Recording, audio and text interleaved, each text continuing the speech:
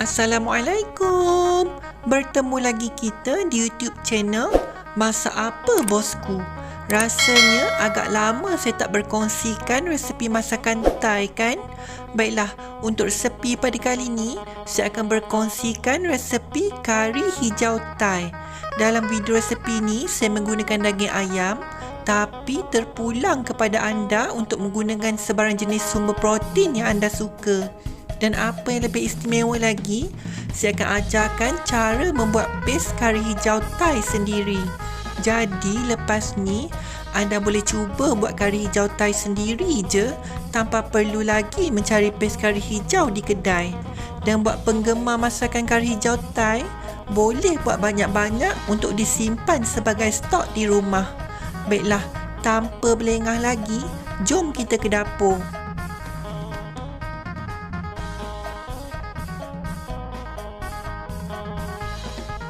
Mula-mula, sediakan segenggam cili padi hijau, 2 tangkai cili hijau, 2 batang serai, 2 atau 3 batang akar daun ketumbar, seinci lengkuas, 3 hingga 4 biji bawang merah, 10 hingga 12 ulas bawang putih, sedikit parutan kulit limau purut, seinci setengah belacan, 1 sudu besar biji lada sulah, 2 sudu kecil jintan putih dan 2 sudu kecil biji ketumbar.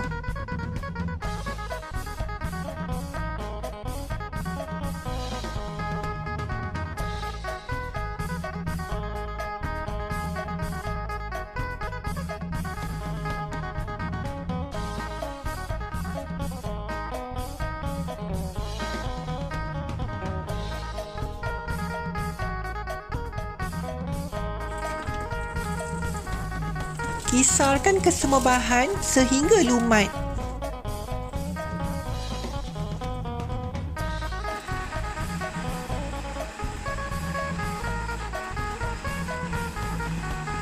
Kemudian, masukkan kisaran tadi ke dalam kuali beserta secawan air.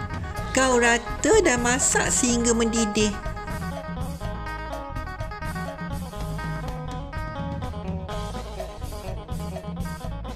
Bila dah mendidih, masukkan seekor ayam yang telah dipotong. Gaul rata, kemudian kecilkan api, tutup periuk dan renihkan sehingga ayam mulai empuk.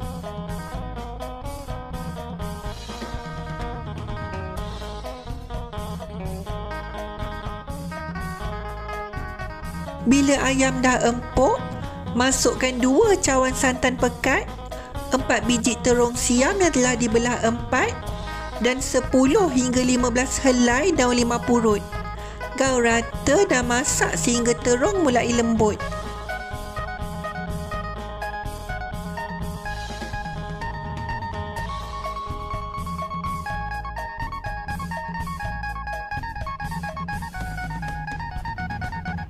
Akhir sekali, masukkan 2 tangkai cili merah yang telah dipotong serong, segenggam daun selasih dan garam secukup rasa. Gaul rata, kemudian boleh matikan api sebelum dihidangkan.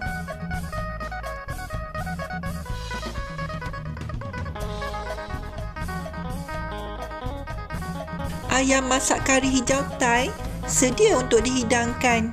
Makan dengan nasi beras wangi dan telur dadah aja pun dah cukup menyelerakan dah. Mudah je bukan? Semoga perkongsian resepi pada kali ini dapat memberikan manfaat kepada semua. Jangan lupa untuk subscribe, like dan share agar lebih ramai lagi dapat berkongsi ilmu yang telah diberikan. Jangan lupa juga untuk tekan tombol loceng agar anda tidak terlepas video-video lain di masa hadapan.